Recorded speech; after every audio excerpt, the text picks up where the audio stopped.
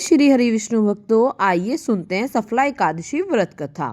पौराणिक कथा के अनुसार प्राचीन काल में चंपावती नामक एक नगरी थी जहां महिष्मान नाम के एक प्रतापी राजा राज्य करता था। उनके 5 पुत्र थे, जिनमें से बड़ा पुत्र लुम्पक बहुत ही पापी और दुराचारी था। वह हमेशा पराई स्त्री और बुरे कामों में लगा रहता था। वह देवताओं, ब्राह्मणों और वैष्णवों की घोर निंदा करता था। जब राजा महिष्मान को लुम्पक के इन कामों का पता लगा तो उन्हें क्रोध आया और उन्होंने अपने राज्य से उसको निकाल दिया। राज्य से निकाले जाने के बाद लुम्पक वन में रहने लगा। वह दिन में पशुओं को मारकर खाता और फलों से अपना गुजारा करता था। रात में वह नगर में घुसकर चोरी करता और लोगों को परेशान करता था। लुम्पक जिस वन में रहता था वह वन भगवान विष्णु को बहुत प्रिय था। एक बार पौष मास के कृष्ण पक्ष की दशमी तिथि को लुम्पक ने वृक्षों के फल खाए। वस्त्रहीन होने के कारण उसे पूरी रात बहुत अधिक सर्दी लगी और वह ठंड से ठिठुरता रहा, जिसके कारण वह सो नहीं पाया। उसने पूरी रात जागकर बिताई। अगले दिन यानी एकादशी के दिन भी ठंड के कारण लुम्पक बेहोश हो गया।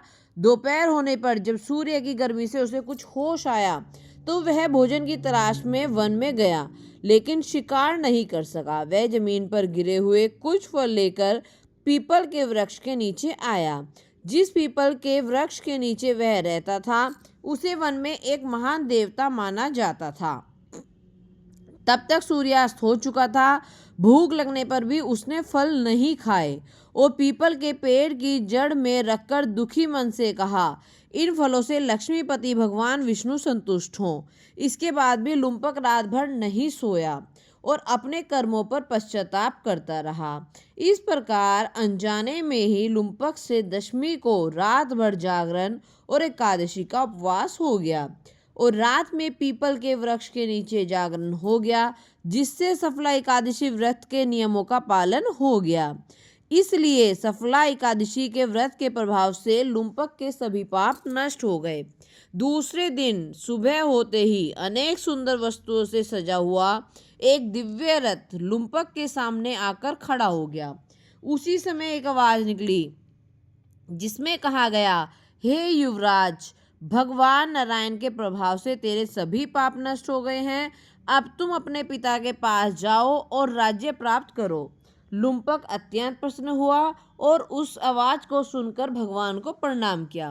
वह दिव्य रूप धारण कर राजा महिष्मान के पास गया और अपने पुत्र का ये बदला हुआ रूप देखकर राजा बहुत खुश हुए और इसके बाद राजा ने लुम्पक को राज्य का भार सौंप दिया और स्वयं वन में तपस्या करने चले गए। लुम्पक ने धर्म के अनुसार राज्य किया। उसे मनोज्ञ नाम का एक पुत्र पैदा हुआ। वृद्धावस्था आने पर लुम्पक ने अपने पुत्र को राज्य सौंपकर भगवान विष्णु का भजन किया और अंत में भगवान विष्णु के परमधाम को प्राप्त हो गया।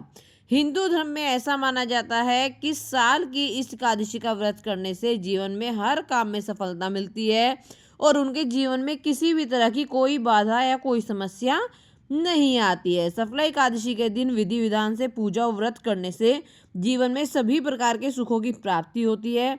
साथ ही इससे जातक को मोक्ष मिलता है। धार्मिक मान्यताओं और शास्त्रों के अनुसार सभी व्रतों में एकादशी के व्रत को सबसे उत्तम और पुण्यकारी माना गया है। कहा जाता है 5000 वर्ष तक तप करने के समान फल सफला एकादशी का व्रत करने से प्राप्त होता है। साथ ही भगवान विष्णु की विशेष कृपा प्राप्त होती है। तो सभी भक्त बोलिए, जय श्री हरि विष्णु, राधे राधे, ओम नमः भगवते वासुदेवाय नमः।